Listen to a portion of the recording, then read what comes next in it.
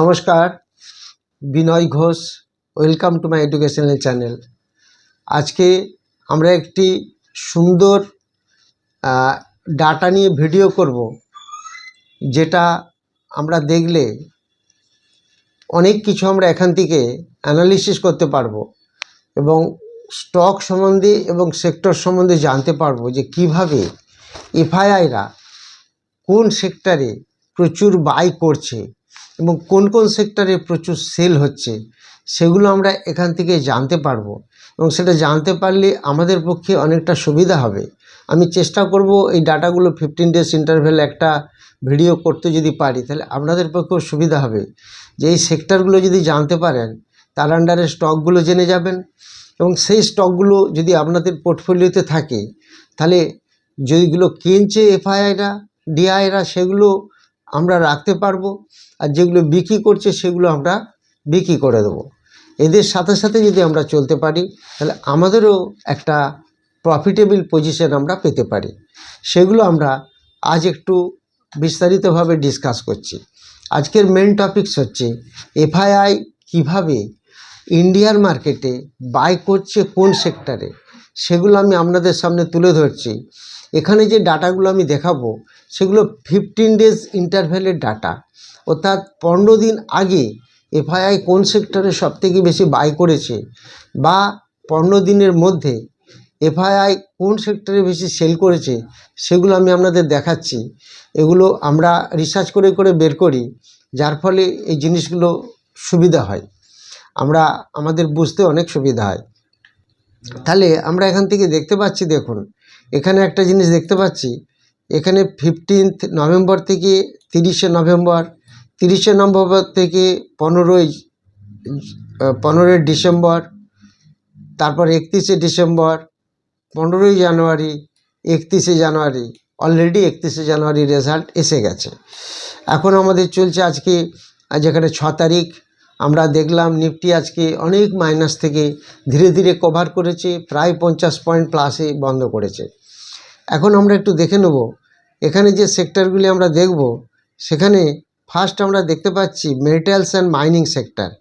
এই metals and mining সেক্টরে যেটা আমরা দেখতে পাচ্ছি, ফার্স্ট এই মেটালস মাইনিংয়ে 109 ক্রোর নেগেটিভ ছিল 15/11, তারপরে 15 ডেজে আরও নেগেটিভ হলো -571, অর্থাৎ 30/11 থেকে 15/12 এই জায়গাটা যদি আমরা দেখি, দেখুন 807 কোটি টাকার এফআইআই বাই করলো 15 ডেজে।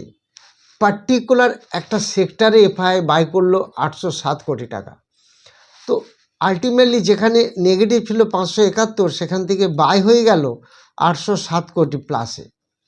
আবার দেখুন সেই 15/12 থেকে আবার 31/12, বাকি 15 দিন পরে আবার দেখা গেল 2177 কোটি বাই হয়েছে।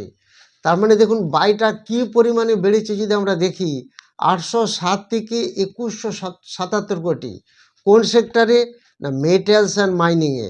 অর্থাৎ দেখা যাচ্ছে এই যে এফআইআই এখান থেকে বাই করতে শুরু করলো, পরপর বাই করে যাচ্ছে 2177 কোটি। তারপর দেখুন 15 জানুয়ারির মধ্যে আবার 2689 কোটি বাই করলো পার্টিকুলার একটা সেক্টরে, that is metals and mining. আবার দেখুন 15/1 থেকে 31, অর্থাৎ এই 15 দিনের মধ্যে 8837 কোটি টাকার বাই করেছে। তাহলে আমরা দেখতে পাচ্ছি কন্টিনিউ 1, 2, 3, 4 ফোর্টনাইটলি 15 দিনের ইন্টারভ্যালে এফআইআই কন্টিনিউ মেটালে বাই করেছে। এবার ভাবুন তো, আমরা যদি একটু ব্যাকে চলে যাই 2 মাস আগে, Hindustan zinc, Hindustan copper, VEDL, national aluminium, Hindalco, এই স্টকগুলির কথা একবার ভাবুন।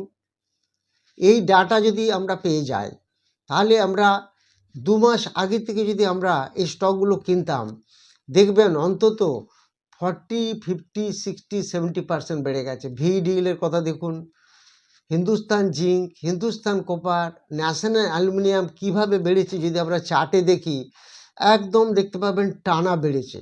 তাহলে এই ডাটাটা আমাদের কাছে একটা খুবই গুরুত্বপূর্ণ ডাটা।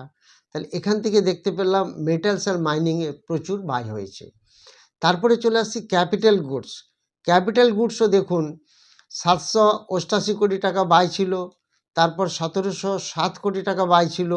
এগুলো সব 15 ডেজের ইন্টারভ্যালে। আগে আপনাদের দেখিয়েছি এই জায়গাটা, এগুলো হচ্ছে 15 ডেজ ইন্টারভ্যালের গ্যাপ। আপনারা ভালো করে একটু স্টাডি করে নেবেন। তারপরে দেখছি দুটো ফোরনাইটে মাইনাস হয়েছে। তারপরে দেখুন 326 কোটি আবার বাই হলো। তারপরে 2435 কোটি লাস্ট 15 ডেজে 31 জানুয়ারি অবধি, 15 জানুয়ারি থেকে 31 জানুয়ারি 2435 কোটি টাকা ক্যাপিটাল গুডস বাই করেছে। ক্যাপিটাল গুডস মানে নিশ্চয়ই আপনারা জানেন, আপনারা সার্চ করে দেখে নেবেন। যেমন তার মধ্যে আছে ভেল আছে, সুজলন আছে, এরকম ওয়ার্লপুল আছে, প্রচুর স্টক আছে, সেগুলো আপনারা দেখে নেবেন যেগুলো হচ্ছে বাই করেছে।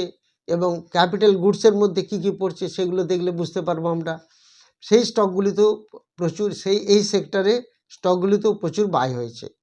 এরপর একটা আদার্স আছে, আদার্স আমি যাচ্ছি না। তারপর ইনফরমেশন টেকনোলজি দেখুন, ইনফরমেশন টেকনোলজি এই জায়গায় প্রচুর সেল হয়ে গেছে। তারপরে সামান্য পরিমাণে একটু বাই হয়েছে। তার আগে কন্টিনিউ দেখুন আইটি, কিন্তু আমরা দেখেইছি আইটি কন্টিনিউ পড়ছে। দেখুন 4873 কোটি, তারপরে 921 কোটি, তারপর 3331 কোটি। খালি এই জায়গায় একটা বাই আছে 4457 কোটি, তারপরে আবার সেল। আর লাস্ট 15 ডেজে 240 কোটি বাই আছে।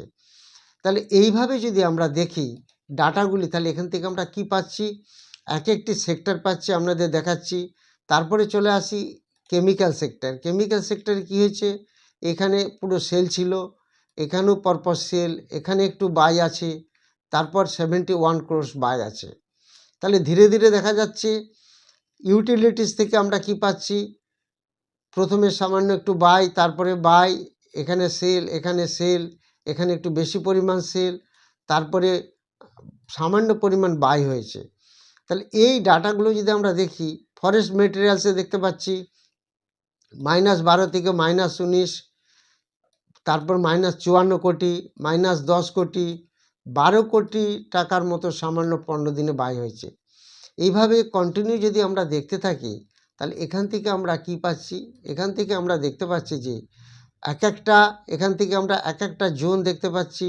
ফরেস্ট মেটেরিয়ালসের পর ডাইভার্সিফায়েড আছে, সোভারজেন আছে, মিডিয়া অ্যান্ড এন্টারটেনমেন্ট আছে, টেক্সটাইল আছে, কনস্ট্রাকশন মেটেরিয়ালস আছে, সার্ভিসেস আছে, oil and gas and fuels আছে। তাহলে এই সেক্টরগুলো দিয়ে যদি আমরা পরপর দেখি, তাহলে আমরা একটু যদি নিচের দিকে চলে আসি, দেখুন এবার কিন্তু সব সেল শুরু হয়ে গেছে। এখান থেকে দেখুন সব নেট সেলে আছে। এটা দেখুন -55 কোটি, তার আগেও ছিল সেল, তার আগেও ছিল সেল। এটা কোন sector, media, entertainment and publication. তাহলে কন্টিনিউ এটা কিন্তু এফআইআই সেল করে যাচ্ছে কন্টিনিউ, এবং ডাটাগুলো সব 15 ডেজের ইন্টারভ্যালের ডাটা আছে, একটু দেখে নেবেন। তারপর টেক্সটাইল সেক্টরেও কন্টিনিউ সেল আছে, এই প্রত্যেকটিতেই সেল আছে, এবং লাস্ট কোয়ার্টারও সেল আছে।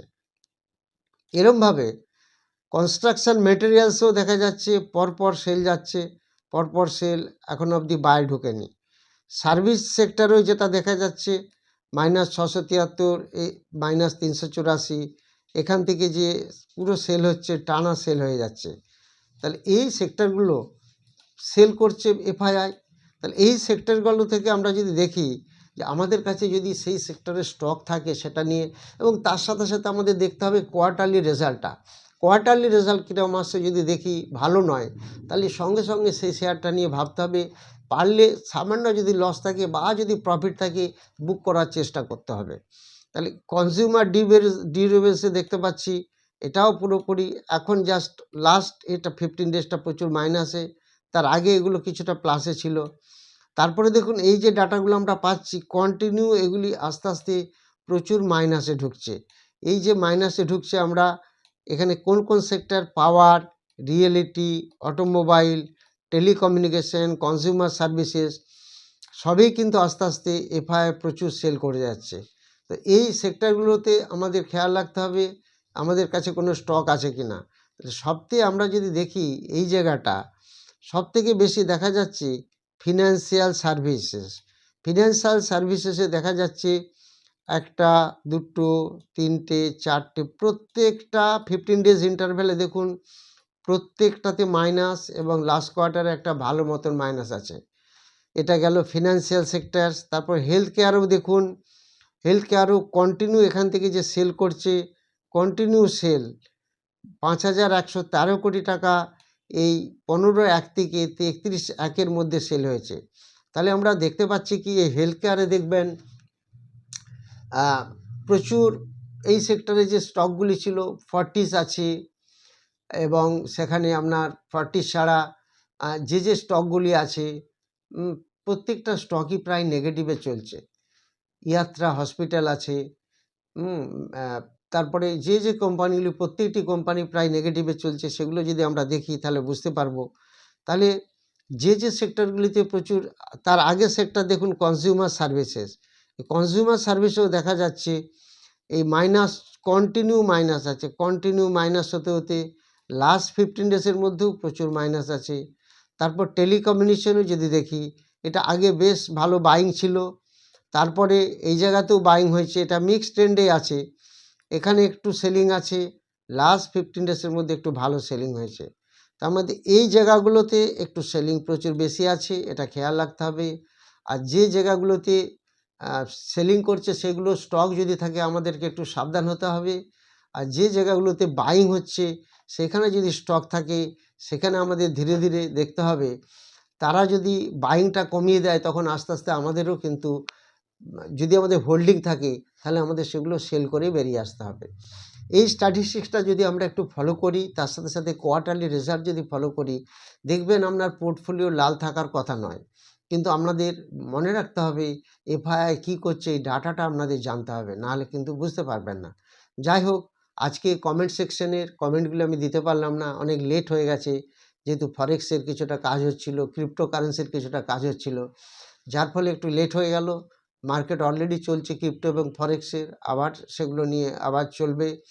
তো আপনারা কমেন্ট সেকশনে কমেন্ট দেবেন, বা আপনাদের কিছু যদি জানার থাকে কোনো শেয়ার বা কিছু, সেগুলি সম্বন্ধে বলবেন, সেগুলি আমি বলে দেবো।